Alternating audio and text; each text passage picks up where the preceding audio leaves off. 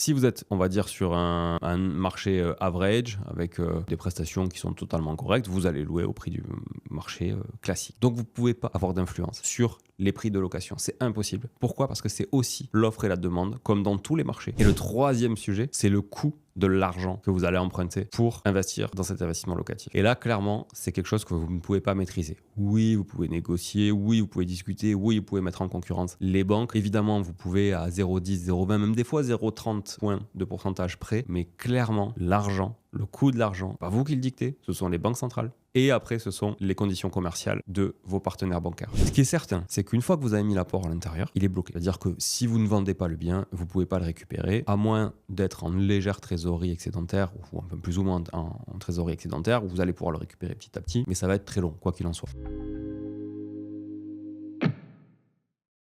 Salut tout le monde, bienvenue dans cette capsule dans laquelle je vais vous partager trois choses, pas une, pas deux, mais pas quatre non plus, trois. Trois choses contre lesquelles vous ne pouvez rien faire quand vous avez un projet d'investissement locatif. C'est des choses que j'identifie très très souvent et que je répète beaucoup aux prospects qui nous consultent chez Arta Immobilier pour les accompagner sur un investissement clé en main. La première chose, c'est les prix du marché. Beaucoup de gens pensent qu'ils vont pouvoir avoir une influence certaine sur les prix du marché et faire la meilleure affaire possible, l'affaire que personne d'autre ne fait. Déjà, il faut vous poser la question de savoir pourquoi vous feriez cette affaire et pas quelqu'un d'autre.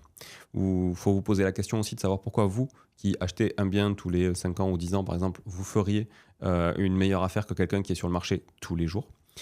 Et puis aussi, il faut vous poser la question de savoir pourquoi un vendeur vendrait au rabais. Donc oui, il y a toujours des exceptions comme dans toutes les règles et comme dans toutes les généralités, bien évidemment.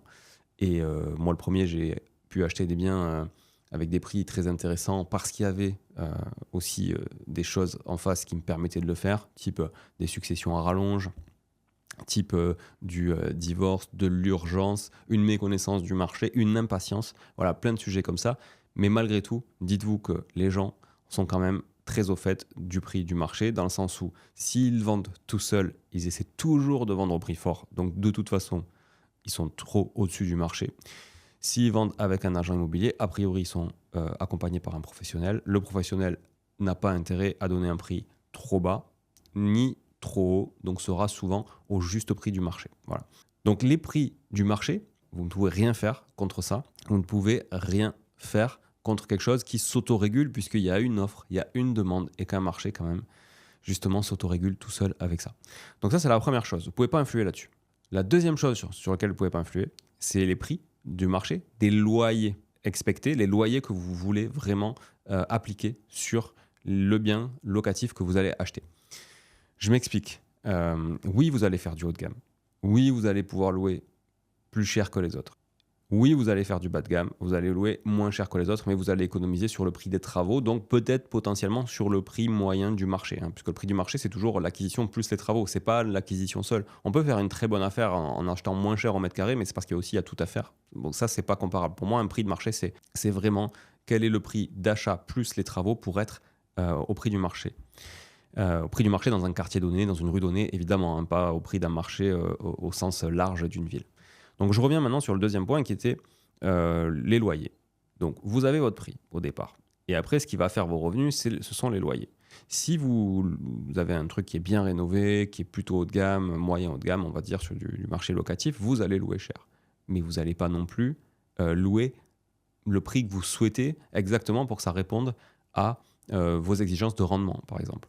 Donc vous allez vraiment louer au prix que le marché attend pour ce genre de bien. Si vous êtes, on va dire, sur un marché average, avec voilà, des prestations qui sont totalement correctes, vous allez louer au prix du marché classique. Donc vous ne pouvez pas avoir d'influence sur les prix de location. C'est impossible. Pourquoi? Parce que c'est aussi l'offre et la demande, comme dans tous les marchés, qui vont dicter le prix du loyer auquel vous pouvez mettre votre bien pour le louer. Alors vous pouvez le mettre à n'importe quel prix, mais l'idée c'est de le louer aussi. Et d'ailleurs, j'en profite pour faire une petite parenthèse, un conseil aussi à donner. Des fois, des gens essaient de louer trop cher. Je vous donne un exemple. Vous essayez de louer un bien 700 euros. Et puis, vous avez du mal à le louer. Et là, vous baissez à 650, vous le louez de suite. Et vous savez qu'à 50 euros près, vous allez le louer de suite. Est-ce que ça vaut le coup de perdre un mois de loyer à 700 euros pour économiser 50 euros? Oui, si mon locataire reste longtemps, Non, s'il reste par exemple un an ou deux, il faut faire le calcul. Je n'ai pas le calcul en tête là exactement, mais effectivement, dites-vous que 50 euros par mois sur 12 mois, c'est quand même 600 euros. Donc si votre loyer c'est 600 euros, ça vaut peut-être pas le coup de perdre un mois, c'est peut-être le coup de louer vite, de ne plus vous prendre la tête, de passer à autre chose. Quoi qu'il en soit, ce prix-là, encore une fois, est dicté par le marché et pas par vous. Donc on a vu prix d'achat, premier prix, premier critère, vous allez difficilement pouvoir avoir une influence sur le prix que vous allez acheter parce qu'il est régi par le marché. Vous allez avoir une grande difficulté aussi à avoir une maîtrise. Alors une maîtrise, oui, mais en tout cas le choix d'un prix de location puisqu'il sera dicté par le marché. Et le troisième sujet, c'est le coût de l'argent que vous allez emprunter pour investir dans cet investissement locatif. Et là, clairement, c'est quelque chose que vous ne pouvez pas maîtriser. Oui, vous pouvez négocier, oui, vous pouvez discuter, oui, vous pouvez mettre en concurrence les banques. Évidemment, vous pouvez à 0,10, 0,20, même des fois 0,30 points de pourcentage près, mais clairement, l'argent, le coût de l'argent, c'est pas vous qui le dictez, ce sont les banques centrales. Et après, ce sont les conditions commerciales de vos partenaires bancaires. Mais clairement, la seule chose sur laquelle vous allez pouvoir, on va dire, avoir une influence, c'est plutôt sur les contreparties que vous allez donner, tout ce qui est négociation commerciale, mais absolument pas sur un taux de base. Donc, pas d'influence sur les prix, on a dit, du marché, pas d'influence sur les prix en matière locative. Et troisième point, pas d'influence sur le taux d'intérêt auquel vous allez acheter le bien, enfin, vous allez emprunter l'argent pour acheter le bien. Et on voit, nous, dans les tableaux de simulation qu'on a, que ça a une influence phénoménale sur votre rentabilité à terme quand même, sur votre effet de levier, sur la capacité à amortir très rapidement le prêt, évidemment, puisque vous payez plus d'intérêt. Et donc, ces variables-là, malheureusement, on ne pourrait rien y faire. Alors, qu'est-ce que vous pouvez faire, vous, de votre côté? Ça, c'est un peu le bonus de la capsule. Qu'est-ce que vous pouvez faire? Parce que si vous subissez le marché pour l'achat, le marché pour la location et le marché pour, on va dire, la partie financement, comment vous pouvez faire pour avoir une influence là-dessus? Mais en fait, vous n'allez pas pouvoir faire grand-chose. La première chose à faire, c'est que vous avez le choix de l'apport.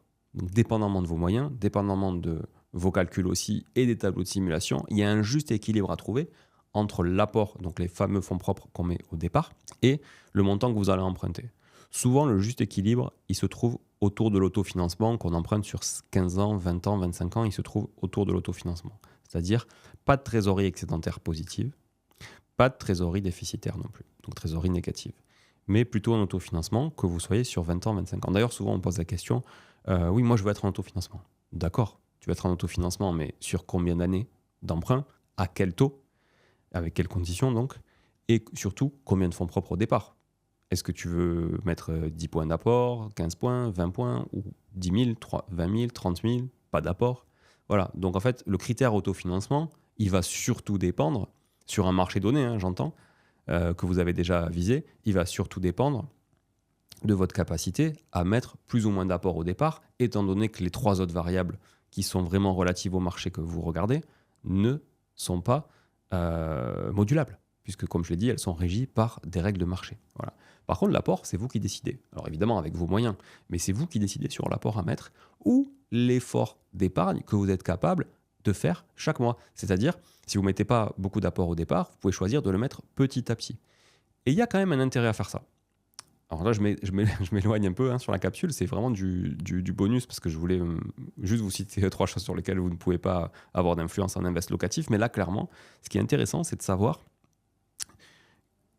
posez-vous la question quand même, si vous deviez demain faire un effort d'épargne, est-ce que vous préférez le faire chaque mois, sur toute la durée de l'investissement, type 50, 100 euros par mois, ou est-ce que vous préférez mettre plus d'apport et être en autofinancement, par exemple, à l'équilibre, voire en légère trésorerie excédentaire? Est-ce que 20, 30, 40, 50 euros, 100 euros par mois, ça va changer votre vie déjà? C'est la question à laquelle vous devez répondre, il n'y a que vous qui pouvez y répondre. Est-ce que, à l'inverse, faire 100 euros d'effort, ça va aussi changer votre quotidien? Ou est-ce que vous allez juste sacrifier un resto, 2 restos par mois, ou 3 restos par mois, ou autre chose, évidemment? Et est-ce que vous démunir de trésorerie aussi au départ pour mettre plus d'apport, ça a un impact compte tenu de vos liquidités au total, de votre appétence au risque, de votre côté écureuil ou non, etc. Ce qui est certain, c'est qu'une fois que vous avez mis l'apport à l'intérieur, il est bloqué.